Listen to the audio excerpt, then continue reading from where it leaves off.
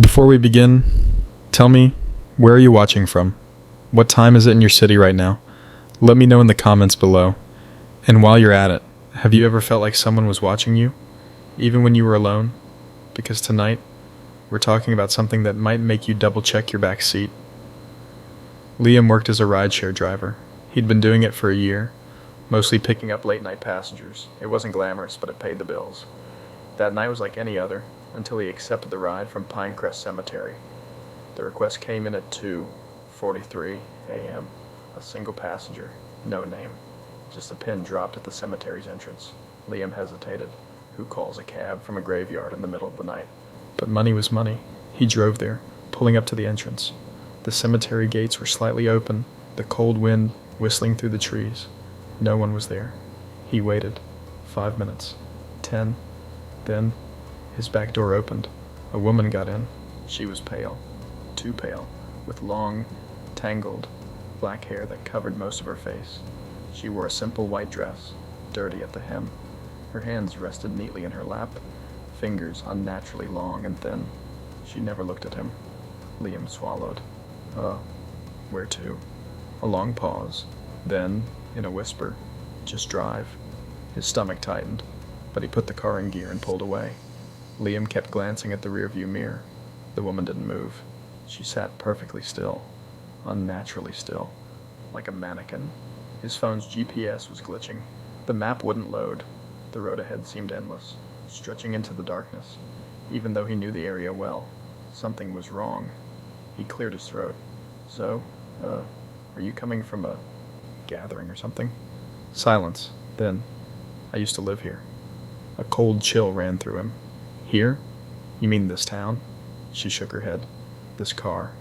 His grip on the wheel tightened. The air grew thick, heavy. The headlights barely cut through the darkness, as if the night itself was swallowing the road ahead. Liam glanced back at her reflection. Her head was turned completely toward him, though her face was still hidden by her hair. Do you remember me? His heart stopped. What was she talking about? He didn't know her. Did he? He looked forward again, his hands shaking. He needed to end this ride. But the road had changed. It was no longer the highway. He was driving down a dirt path, surrounded by trees. This wasn't the route. His breath hitched. What the hell? His GPS was dead. No signal, just static on the radio. He slammed the brakes. All right, lady. I don't know what kind of joke this is, but he turned around. The back seat was empty. The door had never opened. But there was something else. The seat was wet. Dark. Wet stains soaking into the fabric. He reached out with a trembling hand, and the second his fingers touched the stain, flash. A memory hit him like a train. A year ago, this same car, the rain pouring down, the sound of tires screeching, and a woman in white standing in the middle of the road. The impact, the sickening thud, the blood pooling in the back seat. His breath came out in ragged gasps. No, no, no. She was never a passenger. She was the girl he hit that night, the one he left behind. And now, she was back. Liam turned forward. The woman was sitting in the front seat now, her face inches from his. Her hair fell away, revealing a shattered skull, a gaping mouth filled with black water, and milky, dead eyes staring right into his soul. You never took me home. The car plunged into darkness, and the last thing Liam heard was the sound of a seatbelt clicking. Click. Before we continue, let me ask you something. Have you ever had sleep paralysis? Waking up, unable to move, feeling like something is watching you? That feeling? That crushing weight on your chest? That's what Liam felt, except he was wide awake. Liam's car was falling, plunging into darkness. He gripped the wheel, heart racing, but there was no road, no sky, just an endless, black void. The woman beside him didn't move. She sat stiffly, staring forward with those clouded, lifeless eyes. And then, bam! Everything stopped. Liam gasped, clutching his chest. He was parked. His car was sitting on a deserted road, right outside Pinecrest Cemetery. The engine was off, the headlights dim. His phone buzzed weakly on the dashboard. 3:17 a.m. Had it all been a dream? A hallucination? No. because the passenger seat was soaking wet. Liam bolted out of the car, stumbling onto the pavement, gasping for air. His hands were shaking as he grabbed his phone. He needed to call someone. Anyone. But then, his screen lit up with a new notification. One unread message. From unknown number. Liam hesitated. Then, with trembling fingers, he opened it. "Why did you leave me?" His vision blurred. His head spun. He dropped his phone. This wasn't happening. This couldn't be happening. He turned back toward the car, and the passenger door was open. A single, wet footprint led away from the seat. The cold wind whispered through the gravestones. Liam stepped forward, his breath heavy, his skin crawling. He didn't want to go in, but something, some unseen force, was pulling him forward, through the rusted gates, down the narrow path, toward a single gravestone.